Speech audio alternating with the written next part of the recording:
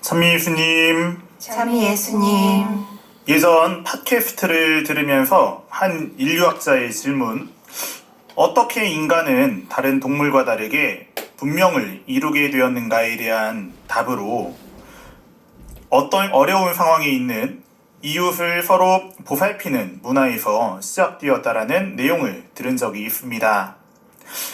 그에 대한 근거는 약 1만 5천 년 전 발견된 대퇴골이 부러졌다가 이어진 인간의 유골이었습니다. 동물들은 다리가 부러지면 자기 스스로 먹이를 구할 수 없고 천적의 위협에서 도망갈 수 없기 때문에 다리가 완전히 나을 때까지 살아남을 수가 거의 없었습니다.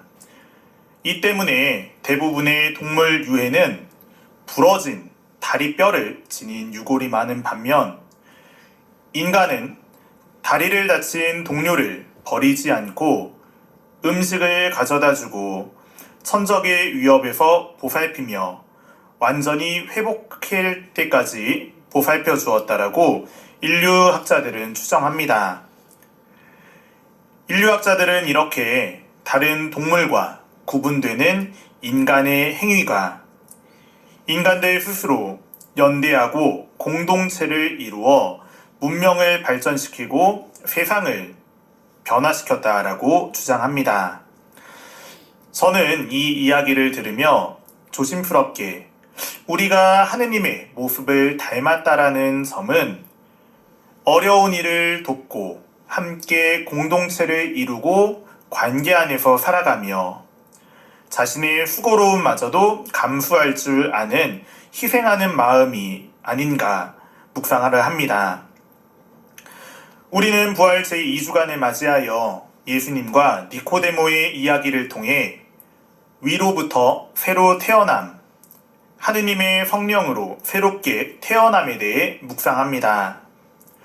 우리가 성령으로 새롭게 태어났다라는 것은 하느님의 말씀을 알아듣고 그분의 사랑하는 마음을 닮은 모습을 지니고 살아가도록 초대받는 일입니다. 하느님 아버지께서 성령을 통하여 아드님께 자신의 모든 것을 내어주시고 아드님께서는 성령을 아버지께 내어드리며 자신의 모든 것을 돌려드리는 삶을 우리에게 보여주셨습니다. 그리고 이제는 우리를 교회 안에서 기르시고 당신의 사랑으로 이끌어 주시며 스스로 내어주는 사랑의 삶을 살아가도록 우리를 초대하고 계십니다. 우리 스스로가 이 세상에서 나 혼자 살아가는 것이 아니라 다른 이들과 함께 살아가고 있음을 깨닫고 서로 연대하는 삶을 살아가는 행복으로 초대하고 계십니다. 그렇기에 예수님의 부활의 삶을 살아간다라는 것은 우리가 하느님 모습대로 창조되었다라는 우리 본연의 모습을 되찾고 그 삶을 살아가는 일일 것입니다. 특별히 오늘은 성모성월의 첫날이며 노동자의 성요셉 기념일이기도 합니다.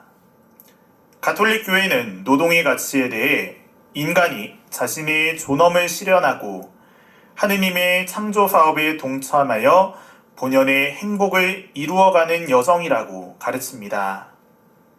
그러나 오늘날 현대사회 안에서 노동은 그 본연의 가치가 훼손되어 이윤 추구와 자본의 논리에 함몰되어 버렸습니다. 그 안에서 인간의 존엄을 사라지고 인간을 도구로 보며 가치가 없어지면 버려버리는 폐기의 문화가 자리 잡고 말았습니다. 지난 4월 28일 국가에서 제정한 첫 산재 노동자 추모의 날 발표된 우리나라의 노동 현황에서 지난 5년간 하루 평균 7명이 자신의 일터에서 죽고 517명이 여전히 다치고 있다라고 전합니다.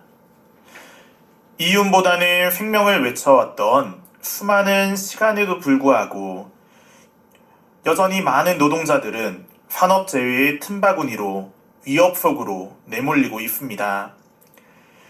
이에 얼마 전 선종하신 프란치스코 교황님께서도 노동이 한낱 이윤의 논리에서 벗어나 인간의 기본 권리이자 의무로 한 사람의 존엄을 표현하고 드높일 수 있도록 체험할 수 있으려면 교회가 어떤 공헌을 할 수 있는지 물어야 합니다. 라고 우리에게 말씀하십니다.